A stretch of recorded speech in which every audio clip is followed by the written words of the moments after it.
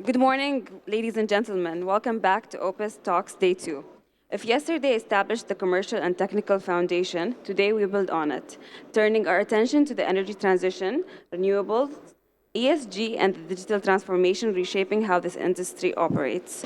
Ladies and gentlemen, please be aware that your participation earns you continuing professional development certificates, but make sure to scan your badges with our security personnel. So without further ado, let's begin. Our opening keynote this morning frames the technology and innovation agenda for the energy transition, where Oman stands, what the next phase requires, and how the shift from fossil fuel dependence can be managed without compromising energy, security, and revenue generation. Please welcome to the stage Dr. Rashid Majad, the Group Chief Executive Officer of National Gas. Good morning, everybody.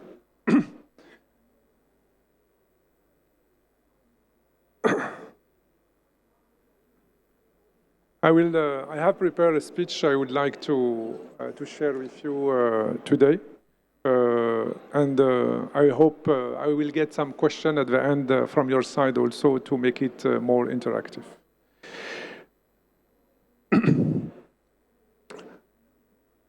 Bismillah ar-Rahman ar-Rahim. Good morning, everybody. And it's really a privilege to welcome each and every one of these team at OPES gathering that I believe could not be more timely and more significant charged with purpose. We stand today at a remarkable inflection point. The global energy landscape is being redrawn, not in decades, but in years. The expectation placed upon energy company by government, by communities, by stakeholders, it's really at a very high and have been never greater. And the responsibility we carry as a custodian, Omani energy future has never been heavier for all of us. In this context, one of urgency, of opportunity and transformation that I welcome you here today. And I will give you a small introduction about what is the context today and where we are today. The world, in the midst of the most consequential energy transition in human history, from corridor of COP. I'm from Paris. I was in the COP of Paris last time when it was done by my president, Mr. Macron. And I think we have not moved. And yesterday, I think someone has raised the point. Today, we are expecting 2.8 degrees instead of 2 degrees. Then, I think we are trying to do our job. We are trying to, but the environment, the transition, it's really a little bit stop and go. We have seen a lot of projects about green hydrogen. When Trump came, all these projects has been cancelled also. Then we are a little bit lost in the middle of the way. But nevertheless, I think we need to continue working to fit with these 2 degrees and not 2.8 degrees. Otherwise, there will not be any new generation on this earth. Yet, let us be clear, this transition is not about abandoning energy. A lot of people say there will be no petrol, no carbon. I think it's a very wrong statement. And it is about evolving it. How we can produce a better, cheaper, quicker, cleaner. This is the main challenge for all of us. The world will still need energy. And if we see in Africa, the growth is here. I was in Indonesia last week and in Malaysia. We are seeing people growth 2 to 3% population. And most of them, they don't have access to clean energy. I can give you one example. I'm part of the Cooking for Gas in Africa, a project who has started 2 years ago. It's a big project, challenging. A lot of people tried before us, but we want to retry for us. It's to give clean cooking gas for 1 billion people. 1 billion people, it's roughly like China in Africa. They are still using kerosene charcoal today. If we give LPG to these 1 billion people tomorrow morning, we will reduce the CO2 emission by 20%. There is no green hydrogen, there is no investment, there is nothing. It's only bringing product, which is today produced in US, produced in our region here in GCC, produced in Russia, produced in Kazakhstan, to the Indian, to the African market. But Africa has a big challenge: how to store, how to transport, how to distribute, infrastructure.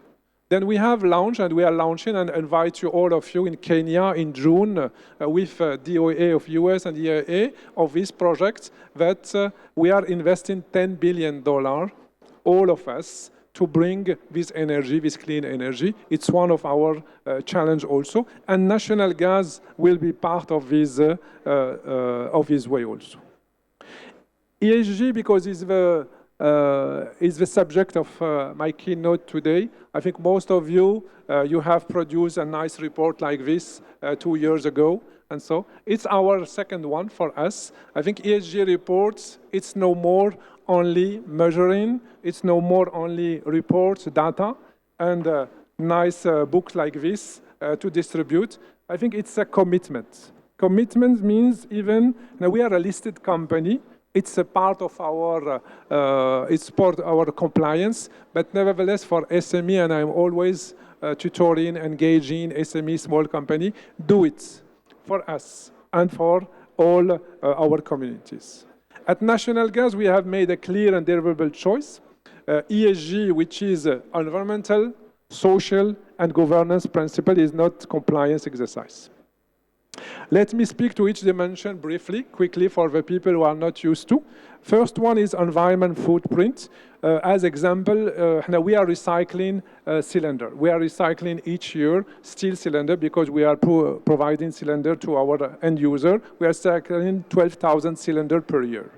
We recognize that LPG as a transition fuel play a critical role in bringing today energy reality with tomorrow low carbon ambition, and LPG still be a cleaner than kerosene, cleaner than charcoal, cleaner than diesel, and I think it's also affordable, which is a challenge for all of us. In the scope 1, we are producing roughly 3,700 metric tons of CO2 equivalent. In scope 2, mainly 580 is our electricity we are using, because we are buying LPG from OQ, from PDO, from all the big sky who are producing it, and they are producing the CO2 emission. Now we are only using it. We are not counting in our scope 1 or scope 2. On the social front, we are also promoting. We have launched last year a WinWLG, which is promoting women in our industry. We have roughly worldwide 8% of women in our LPG industry. And I think we are very proud that Oman has been launched the first Win LPG in GCC, promoting engineer lady, and Manal, which is my coordinator. I think she is doing a great job to promote them. The last point for us is the governance front also. And we have, as a listed company, it's more easy for us. We have a compliance, internal audit, external audit. But nevertheless, we are trying to communicate with our shareholder on quarterly basis to inform them where we are going, why ESG is important, and why ESG it's a criteria of taking decision of any new investment also. Before this KPI was not existing, but since 2 years we are using it very deeply. Together, these 3 pillars do not constrain our ambition, to be honest, but define it. Now, we are the leader in this country, in Oman, of LPG provider operator. Then it's our role also as a leader to give example and to increase these ESG criteria with our supplier, customer, and all our parties engaged. Energy transition, it's a national gas role also. And ladies and gentlemen, let's talk about this transition. I have heard a lot, it's said, I'm traveling a lot and I'm part of a lot of committee, and perhaps some of you have too, that gas companies face an existential threat from the energy transition. I respectfully disagree because today, now LPG will remain a vital component, as I told you. And with the actual crisis, I was in India last week with the Ministry of Energy. Today, India is suffering because due to what's happened in the Hormuz, but LPG is essential. 90% of the family in India are cooking with LPG, and we are very, very proud of this achievement by the Indian government, because I think it takes 10 years to remove these charcoal and kerosene, which is unsafe and health for the community also. At National Gas, we are already looking beyond the molecule. We are exploring how our infrastructure, our expertise, and our operational capability can be leveraged to support the broader clean energy ecosystem, including, as I told you, integration of hydrogen and carbon management solution. We are not waiting for transition to happen to us. We are positioning ourselves to be among this architecture. And some of you have seen me yesterday. We are very proud. We have signed MOU with our partner Abraj, launching the first project of mini LNG in Oman. This project, in 2 words, I don't want to disclose everything today. It's about reduction of CO2 emission by 30% by converting all our gensets used in the drills to generate energy. We have 4 generators of 1 megawatt each. We are using roughly 100,000 liters of diesel. We want to divide by 2. Dividing by 2 and replacing by dual fuel is using the same assets. It's part of a recycling strategy also, but minimizing CO2 emission and improving the operation cost for all rig operators tomorrow. And plus, we are very lucky in this country. We have natural gas available underfoot on the ground. Then let's use it as a clean energy, replacing the diesel. The diesel can be used for something else or supporting some other country also. Technology and innovation as the engine of transformation also. This brings me to the theme that will define our conversation today, technology and innovation. At National Gas, now we are trying, we believe that the technology is not simply an enabler of operational efficiency. It is primarily vehicle through which we will deliver our ESG commitment and navigate the energy transition. 4 points I want to share with you, innovation we have started. First is digitalization and smart operation.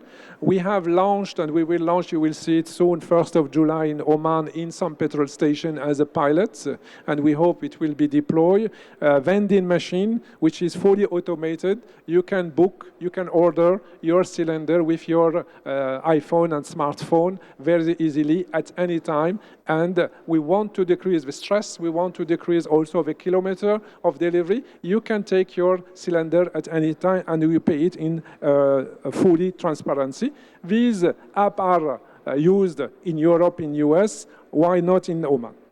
The second one, it's a big subject, artificial intelligence and predictive intelligence. I'm a background engineer also and mathematics also. I think AI will not replace people, but they will make their job more easy. Example for us, now we are doing predictive maintenance with AI. We are implementing very simple tool who can prevent a lot of things, which has been done in the past with a lot of algorithm and so. I remember 20 years ago, I worked with MIT in US, in Houston. We pay a big guy to predict how our compressor will fall down, because one failure of one compressor in a refinery, it's $1 billion for 5 days of shutdown. Then we spend money, but I think today we are very lucky to be in 26 of AI, and we are launching it to optimize our logistics. We are doing 3 million kilometers per year. If we optimize by 10%, we will save CO2, we will save kilometer, we will save tire, and we will also decrease the stress on our driver. Means you are impacting 3 KPI with one subject. The last one, the first one, it's innovation. And innovation, you cannot do everything alone. I'm really against this idea. This is you have a core business, but there is people around you who are professional, are more in deep technology. Use them, partner, and also I think we are happy in Oman, and around us we have nice universities, Sultan Qaboos, GUTEC, and so on. For listed only the two who came in my mind. I think we need to take this opportunity, bring in these Z generation, this new generation in our field, which sometimes they told me, LPG is not sexy, I want to be in IT company, in a bank, and so. But I think we need this generation to drive this transition also. Last, for me, as example for this ecosystem transition and partnership, we have done a partnership with a Czechoslovakian company. We have developed a composite cylinder, more light, more efficient, and also affordable. And this composite cylinder doesn't exist in Oman. It's part also of our challenge to introduce innovation as a leader. And probably you will see it in your kitchen by 1st of August 26, which will be more light and improving also the safety, because for your information, a composite cylinder in LPG doesn't explode even you have a fire at home. With a steel cylinder, I think 25 people around you can die in 1 second. This is the balance we need of a choice with a small injection of 5 real extra. I think it's important to have this in mind. The fifth one, it's, I think we forget sometimes, it's our workforce. Workforce for the future, just as I told you, training young generation, embarking them with us, and listening to them. I think they cannot work like me. I'm old generation. My son, he's a smart guy. He has 25 years. He thinks quicker than me, faster, and he has tools. Then he can do 3 times more than what I'm doing, to be honest with you. I would like to finish my talk about a message to our stakeholder, because it's important to our shareholder and investor. It's always the same question. We understand that our confidence in national gas rests not only today's financial performance, which they pay for it, but on the sustainability and resilience in our business model over the long term. Our ESG innovation agenda is designed precisely to deliver, and we have a lot of projects in the pipe. You will be announced soon by end of this year that we are preparing the future of this company. This company has 45 years, still surviving. We have seen COVID, we have seen war, we have seen challenge, but I think with the resilience, having these 3 parameters in mind, partnership with good people, having good workforce, having a clear strategy, and be resilient, I think you can survive. To our government and regulatory partner, we are always trying to be aligned with our 2040, Sultana Vision 2040, and today we are embarking a new adventure. It's Net Zero 2050. I think for us, 2050 is far away. From my son, it's tomorrow morning. Then we need to work on it today. To our employee, which I will never thankful, because thanks to them, working hardly, delivering safely, and for me, they know me that safety is first, because I told them, when you drive as a driver, because my business is mainly a retailer. Retailer means I'm a logistic company, indirectly, providing gas to families to cook for their kids and so on. You need to put the picture of your family in front of your driver screen, because you need to be back home at night. This is most important for us. To our community also, because we are delivering in the whole Sultana the gas and outside this, we will never lose sight of the fact that our license to operate is ultimately a gift granted by the people of Oman. Not by me, but by the people of Oman. We will honor that gift with every decision we make. Ladies and gentlemen, the energy transition will not be easy. It will require courage, discipline, collaboration, and willingness to challenge the assumptions that have guided our industry for a very generation. But I'm proudly optimistic, because I know that national gas is capable of it. I have been seeing it in dedication of our team in the quality of operation and in the spirit of the people. I think together, we will build a national gas that is leaner, greener, smarter, and stronger. National gas that earns its place only in Oman Energy, but For your information, now we are deploying the same spirit. We have a company in Saudi. We have a company in UAE. We have a company, we are the number 2 in Malaysia after Petronas. And I can give you a small example. Petronas is the leader in the market with 50%. He's not doing his job as a leader. Now we are the challenger. We are pushing him to change also the ecosystem in Malaysia, which is a bigger point for us. The journey began today, and I'm honored to be taking it, each of you. Thank you.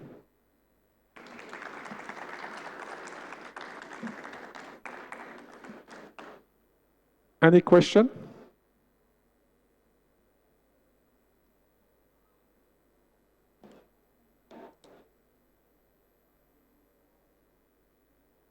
Mic check.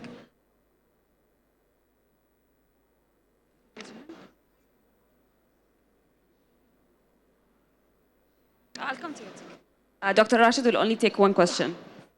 Thank you. Good morning, sir. As an African working in sales, how do I sell this idea of national gas to the layman living in an African village who doesn't have any idea about emissions? No, we are not selling emission to African because African is our brother. I consider myself as African also. I'm born in Morocco. And what we are seeing in Uganda, in Kenya, in Somalia, in South Africa, in all these countries, we can bring LPG, which will replace cooking kerosene and charcoal.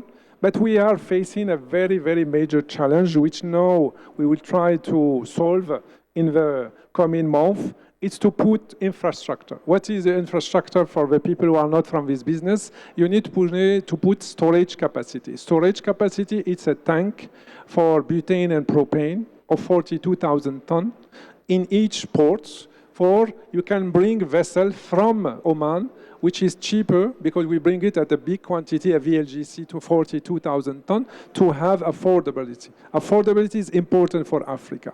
Then after, the value chain is to transport this LPG to the point of closer to the village. We will fill over there the cylinder. And we have seen the Uganda model has not worked for one problem.